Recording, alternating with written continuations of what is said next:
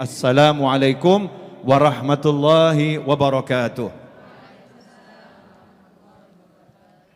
Ibu-ibu dan para pemirsa dimanapun antum berada, alhamdulillah pada waktu ba'da zuhur sampai asar ini di hari yang mulia, hari kelahiran Nabi Muhammad sallallahu alaihi wasallam, kita telah bersama-sama membaca sebagian dari kitab Barzanji mengenang sejarah kehidupan Nabi Muhammad sallallahu alaihi wasallam. Mudah-mudahan apa yang sudah dibaca, syair qasidah yang disenandungkan dan semuanya diterima oleh Allah Subhanahu wa taala dan kita mendapatkan barokah yang besar dari baginda Muhammad sallallahu alaihi wasallam. Sudah beberapa tahun saya tidak dandan. Khusus hari ini saya dandan. Ya, khusus ya. Hari ini saya dandan dan nggak tahu dandannya berapa tahun lagi. Karena dandan yang begini ini capek, sumuk, double-double rangkep-rangkep. Ya, tahu rasanya jadi perempuan, double-double rangkep. Tapi demi memuliakan hari kelahiran Nabi Muhammad sallallahu alaihi wasallam, ya ayo dandan. Yang manten saja kalau happy anniversary itu ya, ulang tahun pernikahannya dandan seperti manten anyar padahal manten lawas. Seperti manten baru padahal manten sudah antik. Ya, ada yang baru, ada yang sudah antik. Dandan kenapa? Memperingati hari pernikahan. Maka memperingati hari kelahiran Nabi Muhammad sallallahu alaihi wasallam, ya ayo kita tunjukkan yang indah. Baik dalam fisik kita, tutur kata kita, akhlak kita, apapun dari diri kita harus tampil yang the best, yang terbaik. Ikhwani rahimakumullah, ibu-ibu semua, rekan remaja, pemirsa dimanapun antum berada, saya akan kembali menyampaikan yang saya sampaikan beberapa waktu lalu, baik di Masjid Raya Bintaro Jaya atau di tempat yang lain. Satu hal yang menarik, satu hal yang mengusik hati saya, satu hal yang mengetuk jiwa saya dan membuat saya terperangah tentang keberkahan Nabi Muhammad sallallahu alaihi wasallam. Rasulullah SAW adalah sumbernya barokah. Beliau adalah sumbernya barokah. Berkah ini sesuatu yang paling penting dalam hidup kita. Kalau kita ketemu muslim yang satu, muslimah yang lain, kita disuruh mengucapkan Assalamualaikum warahmatullahi wabarakatuh. Mudah-mudahan kalian mendapatkan rahmat, keselamatan, rahmat dan berkahnya Allah Subhanahu wa taala. Dan berkahnya Allah itu Allah udah berikan kepada Nabi Muhammad sallallahu alaihi wasallam. Kemudian Kanjeng Nabi SAW berkata, sesungguhnya Allah yang memberi, aku yang membagi, Makanya orang-orang di zaman Nabi Muhammad sallallahu alaihi wasallam semuanya berebutan berkahnya Kanjeng Nabi Muhammad sallallahu alaihi wasallam. Sebab berkah ini ajaib. Sesuatu kalau udah ketempelan berkah, gak mungkin usang. Wajah ini kalau barokah disawang semakin menyenangkan. Wajah kalau barokah dilihat semakin menyenangkan. Maka saya sarankan mbak-mbak jangan cari suami yang tampan, tapi suami yang mesti ngeyel. Suami yang berkah mesti ngeyel, ya yang tampan, yang berkah. Tampan kalau enggak berkah, lama-lama jadi menyebalkan, menjengkelkan, menyakitkan, dan semua yang enggak enak. Tapi kalau enggak tampan tapi berkah, lama-lama jadi tampan. Dilihat semakin enak. Itulah keajaibannya barokah. Ikhwani rahimakumullah, al-barakah huwa an-numu. Barokah itu sesuatu yang tumbuh, semakin banyak kebaikannya. Kalau uang itu berkah, nanti manfaatnya akan semakin banyak. Rumah kalau berkah, manfaatnya akan semakin banyak. Jabatan kalau berkah, manfaatnya akan semakin banyak. Tubuh kalau berkah, manfaatnya akan semakin banyak. Kendaraan kalau barokah, manfaatnya akan semakin banyak. Nah, pada kesempatan kali ini saya akan ambilkan satu penggalan kisah dari Maulid Simtuduror yang sering kita baca juga. Setelah mahalul qiyam, setelah berdiri itu ada satu bab, wahina baroza sallallahu alaihi wasallam min batni ummihi rafi'an tarfahu ila sama. mu'miyan bidzalika rafi ala anna lahu syarafan ala majduhu was sama. Coba saya bacakan, daripada saya grogi terus salah.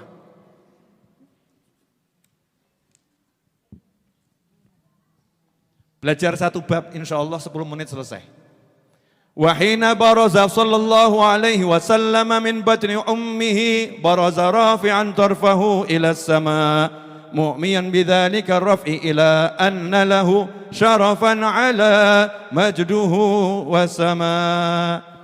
Allahumma shalli alaihi. Dikatakan dalam Maulid Simtuduror, diambil dari berbagai hadis, ketika Nabi Muhammad sallallahu alaihi wasallam muncul dari perut ibunya, bukan sekedar lahir, tapi betul-betul muncul.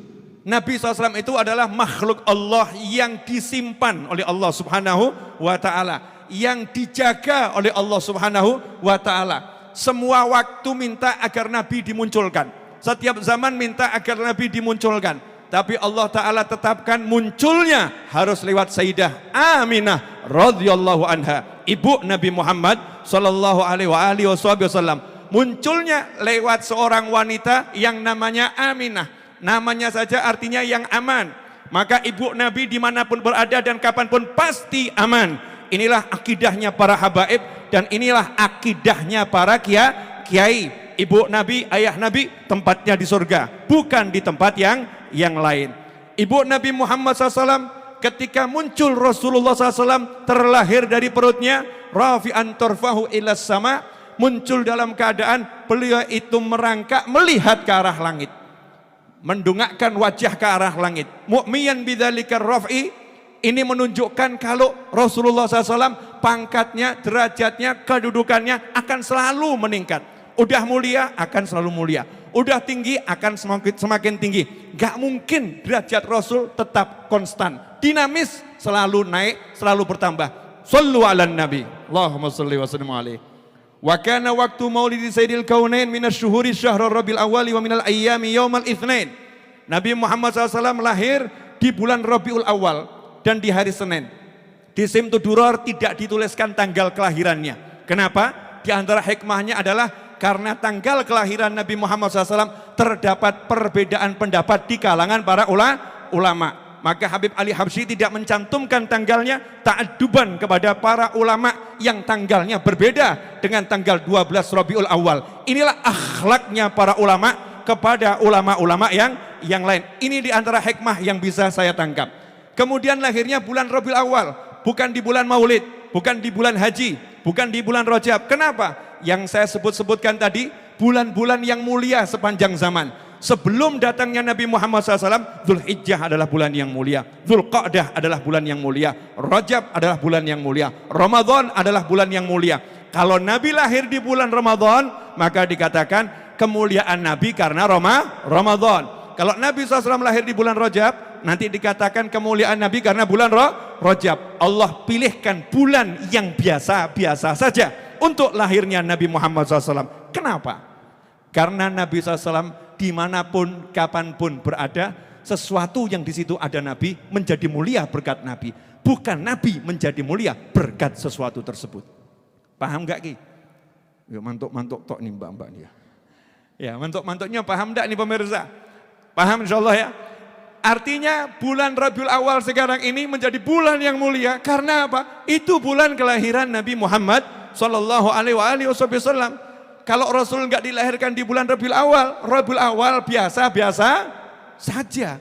Karena ada Nabi Muhammad SAW, maka jadi luar biasa. Begitu pula hari Senin, Rasul dilahirkan hari Senin, ijma' ulama semuanya. Nabi SAW lahir di hari Senin. Hari Senin hari yang biasa. Kalau Jumat memang luar biasa. Ahad adalah hari yang juga mulia untuk umat-umat yang terdahulu. Maka Allah pilihkan hari Senin, hari yang biasa-biasa saja. Hari itu menjadi luar biasa karena disitulah dilahirkan Nabi Muhammad Sallallahu alaihi wasallam. Sampai-sampai dalam riwayat dikatakan paman Nabi Sayyidina Abbas bin Abdul Muttalib radhiyallahu anhu bermimpi melihat Abu Lahab setiap hari Senin diberi keringanan oleh Allah Ta'ala di neraka dengan diberi minum dengan suatu minuman dari ibu jarinya setiap hari Senin. Artinya apa? Sampai-sampai Allah berkata kepada neraka, hari Senin, hari kelahiran nabiku, maka Abu Lahab kuringankan siksanya. Dalam bahasa kasarnya, sampai-sampai di neraka setiap hari Senin diperingati maulid Nabi Muhammad SAW. Kemudian hari Senin, Nabi Muhammad SAW berpuasa di hari Senin. Seringkali umat Islam ini puasa hari Senin. Kalau ditanya puasa hari Senin ngapain? Jawabannya ikut Nabi, ikut Nabi, ikut Nabi. Kalau ikut Nabi harus ngerti, Nabi ngapain puasa hari Senin. Sahabat tidak sekedar ikut Nabi Muhammad SAW. Meskipun sahabat itu sami'na wa ta'na, sahabat selalu ngikutin apa kata Nabi Muhammad SAW. Tapi kalau ada kesempatan bertanya, maka bertanyalah kepada Rasul, ya Rasulullah, kenapa engkau puasa hari Senin? Rasul tidak berkata, itu agar aku pangkatnya tambah tinggi di sisi Allah. Rasul enggak berkata, biar pahalaku tambah banyak. Rasul enggak berkata, biar aku semakin dekat dengan Allah Subhanahu wa Ta'ala. Tapi sabda Nabi Muhammad sallallahu alaihi wasallam, itu hari kelahiranku. Itu hari kelahiranku. Artinya Nabi Muhammad SAW sengaja memperingati hari Senin dengan puasa, memperingati hari kelahiran Nabi Muhammad sallallahu alaihi wasallam.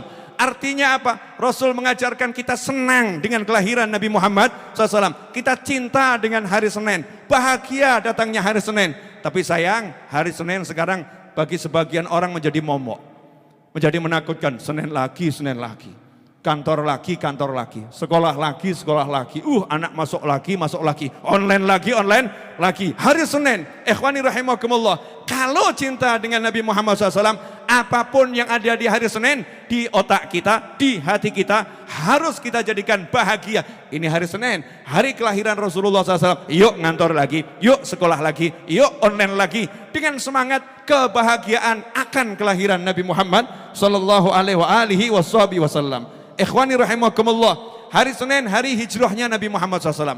Keluar dari Mekah hari Senin, masuk Madinah juga hari Senin. Bahkan dikatakan hari Seninlah Nabi Muhammad SAW diangkat jadi Rasul. Artinya turun ayat yang pertama itu di hari Senin. Banyak kemuliaan hari Senin, dan bahkan ada yang tawassul bihaqil itsnain miftahul babain. Dengan berkat hari Senin, pembukanya dua pintu kebaikan dunia dan akhirat. Nah, siapa di antara kita yang udah tawassul dengan hari Senin? Ini hari Senin, ini hari lahirnya Rasul SAW. Aku akan tawassul dengan kemuliaan hari Senin agar urusanku beres, agar masalahku selesai, agar kehidupanku membaik. Lakukanlah itu, karena itu yang dilakukan oleh para ulama radhiyallahu taala anhum ajmain. Alhamdulillah, baru 5 menit. Masih ada 5 menit. Wah, saya udah lama nggak ceramah kayak gini nih. Sedikit gaspol ya. Sabar, nanti sampai pada titiknya. Ini kan baru muqaddimahnya ya. Waqad wa maudhi'u wiladatihi wa qabrihi bil haramain. Dan tempat kelahiran Nabi Muhammad SAW serta tempat wafatnya Nabi Muhammad SAW, makamnya Rasul, lahirnya dan makamnya bil haramain, di 2 kota suci. Yang pertama lahir di Mekah, kemudian dimakamkan di Madinah. Waqad warada annahu sallallahu alaihi wasallam wulida makhtunan makhulan maktu'as surrah. Dan diriwayatkan bahwasanya Nabi Muhammad SAW ketika lahir, ini harus kita jelaskan ke anak-anak kita. Jangan anak cuma diajari tiktok tak tok tik tak tok tak dan lain sebagainya itu ya. Diajarin joget gak karu-karuan, tapi gak dikenalkan Nabi Muhammad SAW. Padahal perintah Nabi, addibu auladakum ala thalathi khisal. Didiklah anak-anak kalian 3 hal. Yang pertama cinta Nabi kalian, yang kedua cinta keluarga Nabi kalian, yang ketiga qiraatul Quran. Termasuk dari mencintai Nabi adalah mengenalkan siapa Nabi Muhammad sallallahu alaihi wasallam. Tak kenal maka tak sayang. Jangan sampai anak kita nggak tahu nabinya lahirnya di mana, nabinya dimakamkan di mana, nggak tahu Rasulullah hijrahnya kapan, nggak tahu hari kelahiran Rasul kapan, ya nggak tahu bahwasanya Nabi Muhammad SAW ketika lahir gak sama dengan dia. Kalau dia masih ada pusarnya, dia belum dikhitan. Kalau Nabi Muhammad SAW lahir dalam keadaan sudah terkhitan, kemudian sudah puput, gak ada pusarnya udah rapi, sudah bersih, karena gak ada kotoran dari Nabi Muhammad SAW, makhulan, kemudian bercelak. Jadi ketika lahir Nabi sudah bercelak, gantengnya luar biasa. Kalau cucunya yang kesekian saja seperti ini, kakeknya kira-kira seperti apa?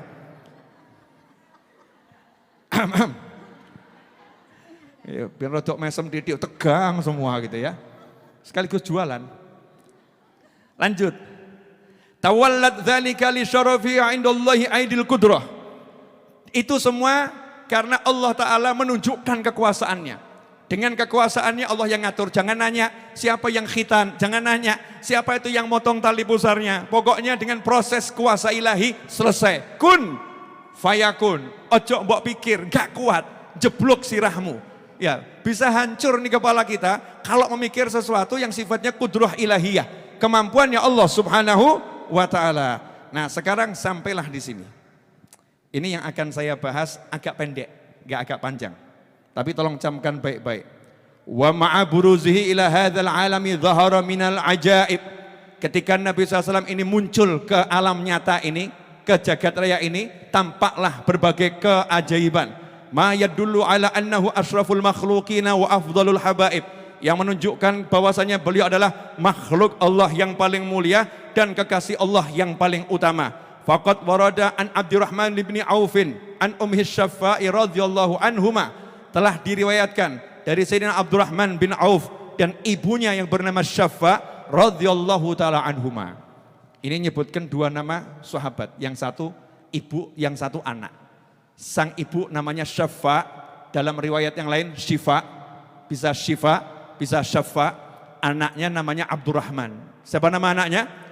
Abdurrahman bin Auf.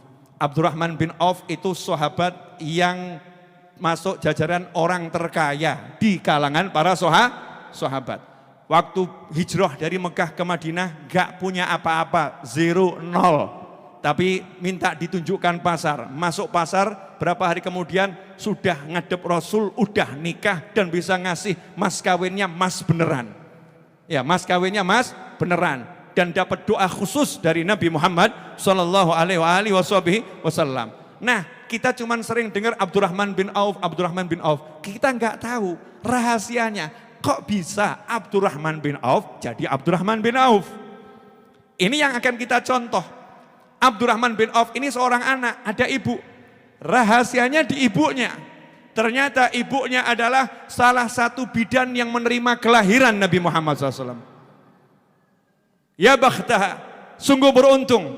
Wanita yang hadir saat Nabi lahir dan dengan tangannya langsung menerima Nabi Muhammad SAW. Pertama kali Rasulullah keluar, yang menerima adalah ibunya Abdurrahman bin Auf. Sayyidah Syaffa radhiyallahu anha menerima Nabi Muhammad SAW. Syaffa berkata, meriwayatkan dan menjelaskan. Qalat lamma waladat Aminah radhiyallahu anha Rasulullah sallallahu alaihi wasallam waqa'a alayya yadayya fastahalla fasami'tu qailan yaqul rahimakallahu aw rahimaka rabbuk. Qalat asy-Syaffaa'u fa'adha'a lahu ma bainal masyriqi wal maghrib hatta nadartu ila ba'di kusurir Rum. Qalat thumma albastuhu wajjatuhu ila akhirih. Sampai di sini dulu. Nah, Sayyidah Syaffa radhiyallahu anha mengatakan, ketika Sayyidah Aminah melahirkan Nabi Muhammad sallallahu alaihi wasallam, waqa'a alayya yadayya. Saya menerima Nabi Muhammad SAW. Rasulullah itu ada di tangan saya. Betapa beruntungnya. Menerima pertama kali lahirnya Nabi Muhammad SAW. Syaffa. Maka nanti kalau punya anak tuh ya ngasih nama yang baik-baik gitu loh. Nama anaknya siapa? Keluarga Nabi Muhammad SAW. Iya, saya masih ingat di seorang ayah ditanya sama anaknya. Anaknya namanya Ali. Bapaknya namanya Muhammad Naharus Surur. Ya, nama bapaknya siapa? Kiai Haji Muhammad Naharus Surur. Anaknya namanya Ali. Anaknya yang namanya Ali ini, salah satu anak beliau, nanya sama bapaknya, saya punya anak laki-laki, dikasih nama siapa? Jawabannya, kalau bapaknya namanya Ali, ya pantasnya anaknya namanya Hasan. Sehingga anaknya kalau dipanggil Hasan bin Ali, kalau diteruskan bin Muhammad Naharus Surur. Mirip dengan keluarga Nabi Muhammad SAW. Punya lagi anak yang berikutnya, laki-laki lagi, nanya sama bapaknya, anak saya ini laki-laki, dikasih nama siapa? Jawabannya, Kalau udah kakaknya namanya Hasan, bagusnya adiknya namanya Husain. Jadi ya Haji Nahar Surur itu punya cucu diantaranya Hasan dan Husain. Punya anak namanya Ali. Ini orang yang alim, yang soleh. Yang sudah merencanakan nanti turunannya namanya siapa. Aku namaku Muhammad, biar anakku salah satu namanya Ali. Salah satu namanya Ali. Sehingga nanti kalau Ali punya anak biar dikasih nama Hasan dan Husain. Kenapa? Karena cinta pada Nabi Muhammad Sallallahu alaihi wasallam. Nah ini kita kalau cinta sama Rasul, nama anak-anak kita tuh nggak usah aneh-aneh. Tiru nama keluarga Nabi, nama sahabat Nabi, namanya beken-beken, keren-keren. Syafa, nama yang cakep, nama yang bagus. Radhiyallahu ta'ala anha. Siapa Syafa atau Syifa? Bidan yang menerima kelahiran Nabi Muhammad Sallallahu alaihi wasallam. Syafa berkata, ketika Nabi Muhammad SAW itu kuterima dengan tanganku, maka beliau fastahalla, menangis dengan suara keras. Bayi yang pertama kali lahir menangis dengan suara keras. Masih ingat enggak ada itu apa namanya? Judul lagu atau lagu itu ya? Atau istilah itu? No woman apa? No cry. No woman. Kok enggak paham semua kenapa nih? Generasinya udah terlampau muda ya. No woman no cry. Artinya apa? Enggak ada wanita, enggak ada tangisan. Betul. Selama ini kan diartikan negatif ya. Artinya negatif. Lain kalau Habib Novel yang bicara. No woman no cry artinya tanpa wanita tak ada bayi yang menangis saat dilahirkan. Jadi tanpa wanita tak ada kelahiran. Maksudnya begitu. Itu mulianya wanita luar biasa. Nabi Muhammad SAW ketika lahir dia nangis. Karena sempurna. Bayi kalau lahir nangis namanya sempurna, sehat. Nangis dengan suara keras. Tiba-tiba terdengar fasami'tu qailan yaqulu, kata Syafa, saya tiba-tiba mendengar suatu suara tanpa rupa berkata, rahimakallahu au rahimaka rabbuk, semoga Allah merahmatimu, atau semoga Allah yang maha ngurusin jagat raya merahmatimu. Ini yang mau saya bahas. Saya mau nanya, waktu itu Syafa sudah mukminah belum? Belum. Warga Mekah biasa, betul? Pertanyaan yang kedua, itu yang ngomong tadi ada suara tanpa rupa siapa? Malaikat. Lah kok Syafa tiba-tiba bisa telinganya mendengar suara malaikat ngobrol? Shallu ala nabi. Allahumma shalli alaihi. Karena beliau menerima kelahiran Nabi Muhammad sallallahu alaihi wasallam, maka seisi ruangan itu kemampuannya berubah, meningkat dari manusia biasa menjadi manusia luar biasa. Sehingga Syafa yang menerima Nabi Muhammad SAW, telinganya bisa mendengar yang tidak bisa didengar oleh orang lain. Percakapan para malaikat didengar. Inilah dalil Ahlus Sunnah wal Jamaah. Ada manusia-manusia tingkat kewalian tertentu yang diizinkan oleh Allah Ta'ala untuk mendengar malaikat, bahkan untuk melihat malaikat. Secara umum memang manusia tidak bisa melihat malaikat, tidak bisa mendengar malaikat. Dan saya harap antum semua gak usah cari jalan untuk melihat malaikat. Pasti nanti akan ketemu malaikat Israel alaihissalam. Betul toh ya?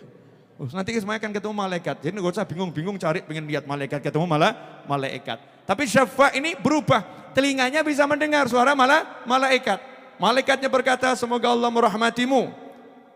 Kemudian kata Syafa, fa'adha'a lahu ma bainal masyriqi wal maghrib.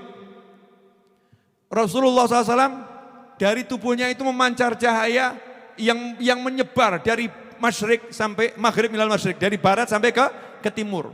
Artinya seluruh penjuru dunia tiba-tiba menjadi terang benderang. Padahal itu masih gelap gulita menjelang subuh. Menjadi terang benderang. Padahal rumahnya belum ada listrik. Mungkin pakai tintir saja. Tapi terang benderang luar biasa. Yang menarik, saking terangnya itu Syafa bisa melihat hatta nazartu ila ba'di kusurir Rum. Hatta nazartu, sampai saya bisa melihat sebagian dari istana-istana di Romawi. Yuk kita bahas Bu, dikit aja, dosa banyak-banyak. Setelah ini silahkan pulang ke rumah masing-masing. Titik E. Orang di ruangan kotak dikelilingi tembok. Ada enggak cahaya yang bisa nembus tembok lihat luar ruangan? Cahaya matahari itu kuat atau enggak kuat? Cahaya matahari kuat atau enggak kuat? Antun kalau berjemur kira-kira 5 jam gosong atau enggak gosong? Gosong, betul. Tapi matahari yang sekuat itu sama payung kalah. Kena payung udah enggak bisa nembus, bener? Kena awan enggak bisa nembus. Dan ini cahaya model apa? Yang ketika cahaya itu memancar, enggak ada yang bisa menghalanginya. Shallu ala nabi. Shallu ala nabi. Allahumma shalli wa sallim alaihi. Ketika cahaya itu memancar, enggak ada yang bisa menghalanginya. Kalau cahaya matahari masih bisa dihalangi. Cahaya rembulan bisa dihalangi. Cahaya lampu senter bisa dihalangi. Cahaya Nabi Muhammad SAW ketika bleng muncul, enggak ada satupun yang bisa menghalanginya. Sampai Syafa' berkata, sampai dari barat ke timur bercahaya hingga aku bisa melihat dari dalam rumah Nabi Muhammad SAW, istana Romawi kelihatan di depan mata. Gimana itu caranya? Temboknya enggak jebol, temboknya tetap ada, tapi di luar rumah yang jaraknya ratusan mungkin ribuan kilo bisa ada di hadapan mata Syafa', bidannya Nabi Muhammad SAW. Ini loh yang pengen saya jelaskan kepada antum semua. Jadi ketika seseorang itu ketempelan Nabi Muhammad SAW, ya pemirsa dimanapun berada, perhatikan baik-baik ini. Bagian yang ini, kalau yang tadi lupa, yang ini jangan lupa. Ketika seseorang itu ketempelan berkahnya Nabi Muhammad Sallallahu Alaihi Wasallam, langsung tubuhnya berubah. Tubuhnya berubah. Bisa mendengar malaikat, bisa melihat jarak jauh menjadi dekat. Dan kemampuan ini terus diberikan kepada pewaris-pewaris Nabi Muhammad SAW yang ketempelan berkahnya Nabi Muhammad SAW. Saya ambil contoh kisah, percaya boleh, enggak percaya boleh. Ini kaitannya dengan salah satu kerabatnya kakek saya. Saya marganya Al-Idrus. Di kanan saya juga ada Al-Idrus. Ya, saya marganya Al-Idrus. Al-Idrus itu kembali pada Habib Abdullah bin Abu Bakar Al-Idrus. Nah, Habib Abdullah ini punya putra. Salah satu putranya namanya Abu Bakar Al-Adni. Abu Bakar Al-Adni ini tinggalnya di Aden. Beliau punya murid tinggal di kota Tarim. Dari Aden ke Tarim itu ya jauh sekali. Maka suatu ketika muridnya kangen, gurunya juga kangen. Muridnya pergi dari Tarim ke Aden untuk ketemu gurunya. Sampai di sana sama gurunya enggak boleh pulang. Dah ini saja, jangan pulang. Murid zaman dulu tuh murid beneran. Kalau murid zaman sekarang enggak boleh pulang. Wah ngaten yai, sepuranipun ingkang kathah. Njetan griya niku estri ngentosi. Nggih, kula nggih mengke dipecat ten perusahaan pripun nyambut damel kan gitu ya. Ini murid zaman sekarang nggak jelas seperti kita ini. Kalau murid dulu tuh sendiko dawuh. Contohnya Sunan Kalijogo. Ya, beliau nggak boleh pindah, tunggu saya di sini. Ya beliau nunggu sampai gurunya datang lagi. Gurunya belum datang, ya nggak pergi-pergi. Ya nggak pindah dari tempat itu. Ya ada di rumah situ. Itulah namanya murid. Maka murid ini terus ngabdi melayani gurunya. Sampai berbulan-bulan kangen sama keluarganya. Datang bulan Ramadan. Muridnya berpikir kalau Ramadan insya Allah sama gurunya diizinkan untuk pulang, disuruh pulang gitu ya, mudik ini. Tapi kata gurunya, Ramadan ini kamu di sini saja. Malam hari raya tiba, namanya orang tua kangen sama anak, suami kangen sama istri, itu kan normal luar biasa, waras itu namanya. Kangen sama anak, suami gak kangen sama anak, suami gak kangen sama istri, perlu diperiksakan ke rumah sakit jiwa. Jadi kalau memang punya istri, punya anak, ya ada rasa kangen, itu normalnya luar biasa, wajarnya manusia. Kangen dia sama istrinya, kangen sama anaknya. Saat itulah gurunya ngomong, kamu kangen sama istri anakmu? Pengen lihat mereka enggak? Ya teman batin, mau lihat ya lihat, tapi kota Tarim dari sini kan ya jauh. Pulang nih butuh waktu berapa lama, hari rayanya besok. Maka kata gurunya, coba lihat nih di balik jendela. Jendela rumah tuh dibuka. Begitu dibuka langsung kelihatan rumahnya. Di kota Tarim, itu rumahmu? Iya. Tambah kangen, itu anakmu? Iya. Pengen pulang? Tapi kan ya mumet. Gimana cara pulangnya? Kata gurunya, ya udah saatnya sekarang kamu pulang. Didorong keluar jendela, pindah ke rumahnya. Shallu ala nabi. Allahumma shalli. Nah kalau Syafa' itu pembantu yang menerima kelahiran Nabi Muhammad SAW. Berkat ketempelan kanjeng Nabi. Diberi Allah kelebihan yang seperti itu. Melihat istana-istana Romawi. Abu Bakar Al-Adni radhiyallahu anhu adalah cucu Nabi SAW yang dalam dirinya ada darah Nabi Muhammad SAW. Sehingga yang ketempelan Nabi ini wajar kalau punya karomah yang jauh jadi dekat. Dan sudah ada contohnya di zaman sahabat, zaman Nabi Muhammad sallallahu alaihi wasallam. Itu yang pertama. Yang kedua, menarik. Tadi syafa' tugasnya ngapain? Bidan yang terima kelahiran Nabi Muhammad SAW. Kalau nerima itu pakai apa? Pakai tangan. Katanya syafa', saya yang ngasih pakaian Nabi SAW. Yang ngasih kain nutup kanjeng Nabi masih bayi, itu syafa'. Yang menidurkan di tempat pembaringannya Nabi SAW ketika bayi, itu syafa'. Hasilnya apa? Punya anak namanya Abdurrahman bin Auf. Apa yang didapat Abdurrahman bin Auf? Abdurrahman bin Auf tangannya didoakan oleh Nabi Muhammad SAW. Karena ibunya menerima Nabi SAW dengan tangannya, Abdurrahman bin Auf tangannya didoakan oleh Nabi Muhammad SAW. Megang dagangan model apapun pasti untung, gak mungkin rugi. Abdurrahman bin Auf tangannya da'alahu bil barokah, didoakan berkah tangannya. Sehingga Abdurrahman bin Auf itu kalau masuk pasar, ngambil barangnya orang pinjem dulu gitu ya, saya bantu jualkan jadi sales ya, tanpa modal, dijual ke sebelahnya aja untung. Dari toko sini dijual ke toko sini mau beli lebih. Kenapa yakin? Ini kalau yang jual Abdurrahman bin Auf saya beli pasti untung. Gak mungkin rugi. Sehingga sahabat-sahabat Nabi Muhammad SAW itu kalau mau beli barang, punya duit, bisa pergi sendiri ke toko. Kalau mau beli barang, minta tolong pada Abdurrahman bin Auf. Tolong kamu yang bayarkan, kamu yang belanjakan. Kenapa? Kamu didoakan Nabi, tanganmu berkah. Kalau yang belikan kamu, saya jual lagi gak mungkin rugi. Pasti untung. Berkah. Nah sekarang kita contoh. Kalau Nabi SAW sudah 1400 tahun meninggalkan kita, pewarisnya kan masih ada. Ya, para ulama, orang-orang yang soleh, tempelono. Biar nanti kita dapat berkahnya, nanti anak kita dapat berkahnya. Karena kita nempel sama para kiai yang soleh-soleh, para habaib yang soleh-soleh. Kita nempel, nanti anak kita itu akan dapat berkahnya. Gak mungkin enggak. Contoh di Al-Quran, akhiran, terakhir. Kalau enggak rampung-rampung. Di Al-Quran itu, ingat gak kisahnya Nabi Khidir dan Nabi Musa alaihi wassalam? Masih ingat? Nabi Khidir dan Nabi Musa itu kan ada satu kampung orangnya pelit semua. Minta makan gak dikasih makan, betul? Ada rumah mau roboh, justru Nabi Khidir ngajak bangun lagi, betul? Pertanyaannya rumah siapa? Rumah anak yatim, tapi bukan sembarang anak yatim. Diikat, karena abuhuma sholiha. Rumahnya anak yatim yang kakeknya urutan ke-7 di atas soleh. Kakeknya urutan ke-7 di atas soleh. Jadi itu turunannya orang soleh zaman sebelum Nabi Musa. Bukan zaman Nabi Musa oleh. 7 generasi di atas Nabi Musa. Keturunannya orang soleh zaman sebelum Nabi Musa itu dapat berkah dari kakeknya sampai-sampai 2 nabi ngurusi bangunan rumahnya. Kita diajarkan seperti itu. Lah kalau di Indonesia ini kan bukan orang soleh zaman Nabi Musa. Orang soleh umat Nabi Muhammad SAW. Umatnya Rasulullah umat yang terbaik. Jadi orang solehnya juga orang terbaik yang mengalahkan umat-umat terdahulu. Bahkan Rasul mengatakan ulama ummati ka'ambiya bani Israel. Pangkatnya ulamanya Nabi SAW itu seperti nabi-nabi di Bani Israel. Nah keturunannya orang soleh di Indonesia akan banyak.